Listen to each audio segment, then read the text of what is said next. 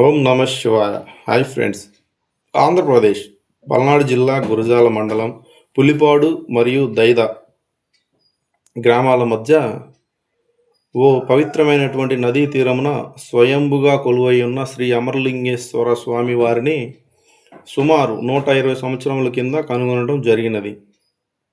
పులిపాడు గ్రామానికి చెందినటువంటి పశుకాపరులు కంద రామయ్య, పోట్ల హనుమయ్య వారు పశువులను తోలుకొని కృష్ణానది ఒడ్డు వద్దకు వెళ్ళి యథావిధిగా వారు తెచ్చుకున్నటువంటి చద్ది తిని అక్కడే ఉన్నటువంటి ఆరచెట్టు కింద నిద్రిస్తూ ఉండగా వారికి నిద్రలో కొన్ని భజనలు, సంకీర్తనలు మరియు పొద్దున్నే లేవండి, తల్లిదండ్రులను పూజించండి, శ్రీ అమరలింగేశ్వర స్వామి వారిని కొలవండి అంటూ శబ్దములు వినిపించినవి.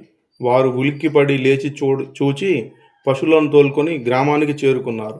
గ్రామస్తులతో చెప్పగా గ్రామస్తులు తరలి వచ్చి ఆ ప్రదేశమును వెతుకుతూ ఉండగా వారికి భూమి లోపల ఒక గృహ దర్శనమిచ్చింది. ఆ గృహకి ఎదురుగా ఉన్నటువంటి చెట్టుకి తాడు కట్టి తాడు సహాయంతో కాగడాలతోటి గృహలోకి దిగారు. దిగగా వారికి అనేకమైనటువంటి మార్గాలు దర్శనమిచ్చాయి. వారు ఏ మార్గంలో వెళ్ళాలో దిక్కుతోచక స్థితిలో ఉన్నారు.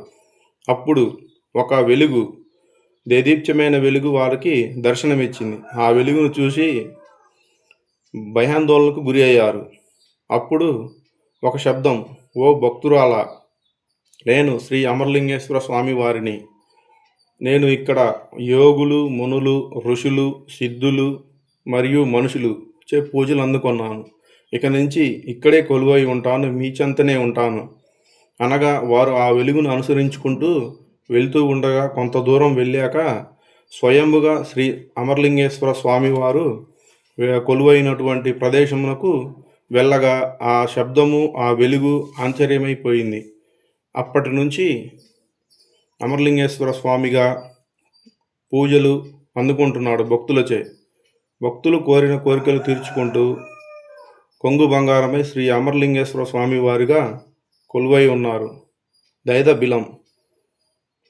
ఓం నమ శివాయ.